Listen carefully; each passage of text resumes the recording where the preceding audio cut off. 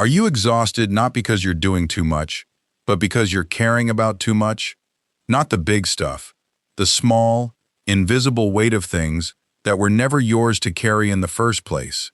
Here's the truth nobody tells you. Somewhere between checking your phone 40 times a day, comparing your paycheck to your college roommates, and replaying that one awkward thing you said in 2019, your brain has quietly turned into a browser with 60 tabs open. No wonder you're tired by 10 in the morning. We live in a culture, especially here in America, that hands you a checklist for a successful life and never asks if you actually agree with it. Graduate by 22. Buy a house by 30. Post the vacation photos. Smile through it. Today, we're closing some of those tabs. Here are 7 things you need to stop caring about right now if you want your energy back. Let's start with the timeline. The one that says you should be married, mortgaged, and promoted by a certain age, or something's wrong with you. This idea didn't come from nowhere.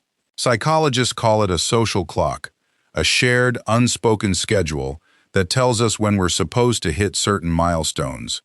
It made a bit more sense 50 years ago, when wages actually matched housing prices and one income could support a family. Today, for a lot of people in their 20s and 30s, buying a home or being fully financially independent by 30 isn't a matter of effort, it's a matter of math that simply doesn't work the way it used to. Here's the thing about a race, though. It only stresses you out if you believe everyone's running toward the same finish line. But your life isn't a relay race with your college friends. Nobody's handing you a baton. You're allowed to buy the house at 40. You're allowed to switch careers at 35. You're allowed to still be figuring it out at 50. The moment you stop measuring your life against someone else's clock is the moment you actually start living yours. Next, let's talk about the guilt that shows up the second you sit down to rest. American culture has a real soft spot for hustle. Rise and grind. Sleep is for the weak. Turn your hobby into a side hustle before you've even finished enjoying it. And somewhere in there, resting quietly became something you have to earn. Here's what's actually happening in your brain when you push through exhaustion instead of resting. Your nervous system runs on a stress response that's meant to be temporary, a short burst to help you handle a real threat, then a return to calm. When you never let yourself come down from that state, your body doesn't know the danger has passed. It just keeps running hot, and eventually that shows up as burnout, irritability, or that flat, joyless feeling where even things you love stop feeling good. Rest isn't a reward you unlock after enough productivity. It's maintenance. It's the oil change your engine needs to keep running at all. So the next time you feel guilty for lying on the couch on a Sunday doing absolutely nothing, remind yourself that recovery is part of the work, not the opposite of it. Third, let's talk about keeping up with everyone else's stuff. The newer car, the upgraded phone, the trip to a place you saw on someone's story. There's a quote that fits this perfectly. People spend money they don't have, on things they don't need, to impress people they don't even like. It sounds harsh, but most of us have done some version of it. This comes down to something psychologists call social comparison. Our brains are wired to measure our status by looking sideways at other people. It's an old survival instinct from when your standing in the group actually determined your safety. The problem is, that instinct wasn't built for a world where you're comparing yourself to hundreds of curated lives every single day. So here's the practical shift. Before you buy something because someone else has it, ask yourself one question. Would I still want this if no one ever saw it? If the honest answer is no, that's not a purchase, that's a performance. And performances are expensive. Fourth, the highlight reel. You know the one.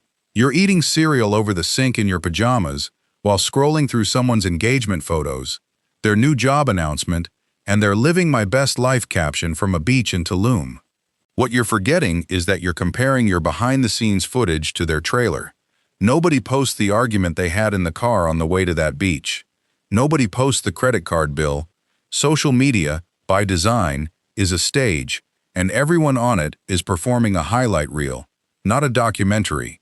Studies on social comparison and social media use have consistently found a link between heavy passive scrolling and lower mood, largely because we're measuring our full, messy, ordinary lives against someone else's curated best moments. The fix isn't necessarily quitting the apps. It's remembering, every single time you open one, that you're looking at a trailer, not the movie. Stop grading your Tuesday against someone else's highlight reel. Fifth, trying to make everyone happy. Saying yes when you're screaming no on the inside. Agreeing to plans you dread. Softening every opinion so nobody gets upset. This is what's often called people-pleasing, and at its root, it's not really about kindness. It's about fear. The fear of conflict, rejection, or being seen as difficult. Here's a reframe that helps. You are not a slice of pizza. You cannot be everyone's favorite topping. Somebody out there simply doesn't like mushrooms, and that has nothing to do with the quality of the pizza. Setting a boundary, saying, "I can't make it," or "that doesn't work for me," isn't selfish. It's actually one of the most respectful things you can do, both for yourself and for the other person, because it replaces a resentful yes with an honest no. People who respect you will respect your boundary. The ones who don't were never respecting you in the first place, just your compliance. Sixth, the 3 a.m. replay. That moment when your brain drags out something embarrassing you said 5 years ago and plays it on a loop like it's breaking news. This has a name. It's called the spotlight effect, a well-documented psychological pattern where we dramatically overestimate how much other people notice and remember our mistakes. In one classic study, researchers had a participant walk into a room wearing an embarrassing t-shirt, then ask how many people in the room they thought noticed. The participants guessed nearly half the room. The real number was closer to 1 in 4, and most of those people forgot within minutes. Here's why this matters for you. Everyone else is starring in their own movie, worrying about their own awkward moments, not yours. That thing you said in 2019 lives rent-free in your head and almost nowhere else. Let the tenant go. And seventh, the pursuit of perfect. Rewriting the email 11 times. Delaying the launch because it's not quite ready. Not posting the video because the lighting wasn't perfect in one shot.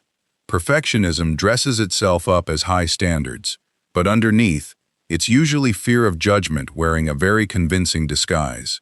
There's a simple phrase that successful, prolific people live by. Done is better than perfect. Perfect is a moving target that keeps you standing still. Progress is what actually compounds. A finished, imperfect project teaches you more, moves you further, and builds more confidence than a flawless one that never left the drafts folder. Give yourself permission to publish the 80% version. You can always improve version 2, but only if version 1 exists. So here's where we land. Your energy, your focus, your care, they're not unlimited. Think of it like a phone battery. Every single one of these 7 things, the timeline, the hustle guilt, the comparison, the highlight reels, the people-pleasing, the old mistakes, the perfectionism, they're all apps running quietly in the background, draining you before you even open the one that matters. You don't need more hours in the day. You need fewer tabs open. Close a few of them today and watch how much more battery you have left for the people and the things that actually deserve it. Out of these 7, which one is the hardest for you to let go of? Drop it in the comments. I read every single one, and I promise you're not the only one dealing with it. Stop caring about the noise and start living for yourself. See you in the next video.